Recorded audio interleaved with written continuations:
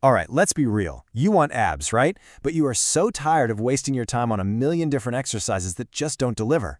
I totally get it. So today, we're cutting through all that noise. This is it, the ultimate no-nonsense guide to the only 5 exercises you need for a six-pack. And the best part? You can do them all right from your living room. Ready? Let's dive in. And this right here, this is the entire philosophy. It's our guiding principle. We are not going to waste our time doing 100 different kinds of crunches. Nope. We're going to focus on 5. Just 5 perfect moves that hit your entire core. We're talking upper, lower, and those obliques. It's all about working smarter, not longer. You feel me? Okay, so first up, our foundational move, the plank. Seriously, this one is non-negotiable. It's the absolute starting point for building real core strength. This is the move that takes your core from, a kind of squishy stress ball to a solid rock. And yeah, it's also the one that makes a single minute feel like an eternity. We've all been there. Now listen up, because form is everything with the plank. First, get on your forearms, make sure they're right under your shoulders. Next, keep that back completely straight. Think like a wooden board. And then, here's the secret sauce. Squeeze your glutes and tighten that core like you're about to take a punch to the gut. Seriously, brace yourself. And just as important is what not to do. I see this all the time. People's hips start to sag or their butt goes way up in the air. You know the look. Like the source says, you don't want to look like you're trying to signal aliens with your behind. Nope. Just a straight, solid line from your head all the way to your heels. That's it. That's the only way. And hey, forget about the clock. Seriously, your goal isn't to hit some random number like 30 seconds or a minute.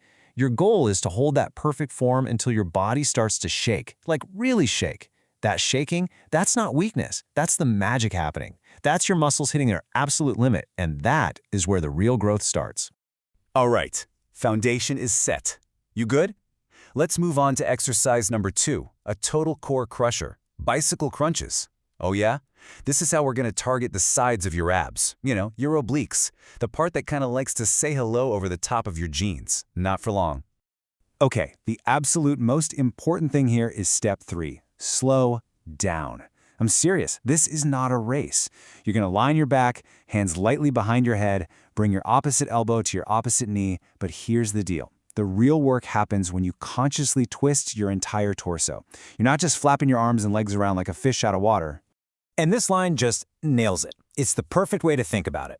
If you're not getting that deep twist in your midsection, you're not working, you're just wiggling. So stop wiggling. You got to feel that squeeze in your sides on every single rep. That's the only thing that counts. Feeling that burn yet? Yeah? Good. Because we're about to kick things up a notch. If you thought that was hard, oh, just you wait. Get ready, because now we're going to fight gravity. Let's talk about our third move, leg raises. This right here is the ultimate weapon for attacking those stubborn lower abs. You know what I'm talking about. The hardest part to get to find, and let's be honest, it's the first place last night's pizza decides to set up camp. Well, we're serving an eviction notice. So here's how you do it. Lie flat on your back. You can put your hands by your sides, or if you need a little support, just slide them under your butt. Now lift your legs straight up toward the ceiling. Then, and listen close, this is the most important part, you lower them back down as slowly as you can. That slow, controlled movement on the way down, that's where all the magic is. I love this tip. It's simple, it's powerful, it's everything. Do not let your heels touch the floor between reps. Keep them hovering, maybe an inch or 2 off the ground. The second they touch down, boom, you lose all that amazing tension in your lower abs. So from now on, just remember, the floor is lava. The floor is failure. Okay, we've built our foundation. We've crushed the core. Now it's time for our dynamic finishers. Move number 4 is mountain climbers. This one's going to get that heart rate way up. It's like getting your cardio and your ab work in at the exact same time. Let's go! Okay, so you're going to start in a high plank position, hands on the floor. From there, you just drive your knees to your chest one after another. It's like you're running, but you're not going anywhere.